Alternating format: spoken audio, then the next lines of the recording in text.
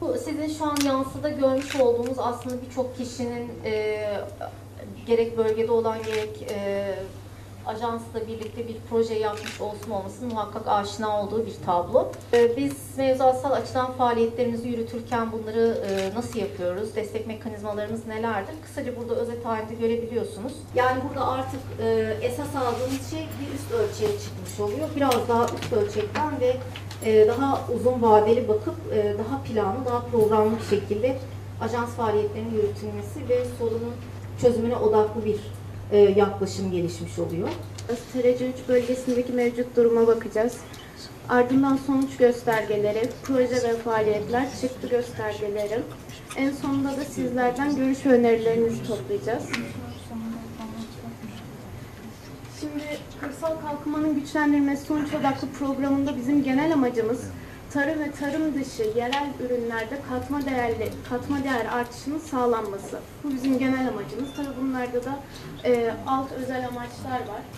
Biliyoruz ki hayvancılık bölgemizde çok önemli, yaylacılık çok önemli. Bu konuda herhangi bir çalışma olacak mı veya çalışılacak konular arasında girebilir mi? Yaylacılık faaliyetlerinin olduğu bölgeler orman alanları. Orman alanlarında da yaylacılık faaliyetlerini düzenleyen 17. madde var 6831'in. Bu konuda herhangi bir faaliyet var mı? Örneğin Paraşin Yaylası'ndaki alanda Koçer dediğimiz halkın rahat gidip gelebilmesi veya orada konaklamasını sağlayacak bir şey var mı? Örneğin yaylaların orman içinde tescillenmesi lazım. Herhangi tescillenmiş bir yaylamız var mı Siirt'te? Muhtemelen yok. Tescillenmiş yaylalara elektrik verilebiliyor. Geçici barınma bölgeleri oluşturabiliyor. Koçer halkımız Şelere yörelerine ne olduğunu ismi bütün yüklerini araçlarına yüklüyorlar, götürüyorlar, geri getiriyorlar. Yaylacılık faaliyetleri tabii zor şartlarda yapılıyor. Hayvancılığın bize vermiş olduğu çıktılar, örneğin peynir, et ürünleri. Bununla alakalı bölgemizde herhangi bir şey yok. Şu ana kadar Siirt'te şey bile yok, ne onun ismi, bir mezbaha bile yoktu. Şükür bu sene açıldı. Şimdi fıstıkçılığın verimini arttırmak çiftçiyle olur. Sizin yapmanız gereken iki şeydir. Hiçbiri de orada geçmiyor. Biri bağcıların bağına gidip gelme, yani yolları iyileştirme. Biz her gün toz duman içinde ve çok kötü yollarda bağımıza gidip geliyoruz. Buna hiç değinmemişsiniz. Bunu da biz nereye söyleyeceğiz bilmiyoruz. Ya bir dayı bulacağız, ya da bir ilgen bulacağız, ya da bir ahbap bulacağız. Ben bunları da bulmak istemiyorum. Diğer yetkililerden bunu talep ediyorum. Bu birinci konu. İkinci konu fıstığın verimini arttırmak. Fıstığın verimini zaten arttırabildiğimiz kadarıyla biz arttırıyoruz. Kendimiz için arttırıyoruz tabii. Daha fazla arttırabilmek için ancak suyla olur. Yani sulamak.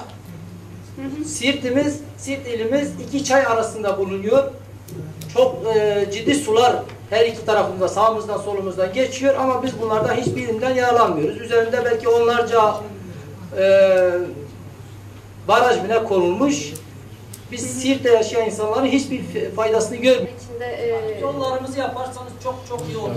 Biz ajans olarak Türkiye'de 26 ajans bakanlığımızın kararıyla sonuç odaklı 3 yılı kapsayan yeni bir anlayışla, yeni bir rotayla çalışma modeline girdi. Burada da tabii şu an bugünkü toplamımız nedir? Tamamen bir toplama bilgilendirme ve bu önümüzdeki günler içinde tekrar çalışmalarımız ve çalışma gruplarımız olacak.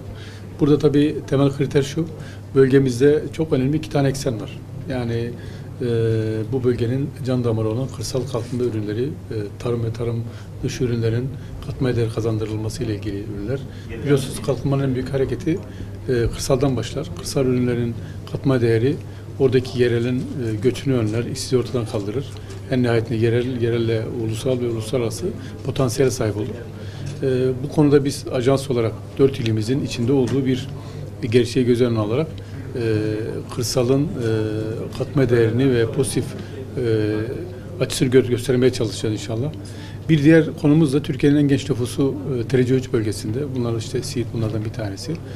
İşsizlik oranı neredeyse her iki kişiden bir tanesinin işsiz olduğunu görebiliyoruz. Burada temel amaç genç istihdamı desteklemesiyle ilgili yoğun emek gücünün içinde olduğu işte yatırımların buraya getirilmesi, beşeri sermayenin arttırılması, gençlerin daha çok kapasitelerinin artırılması ile ilgili çeşitli etkinliklerimiz olacak.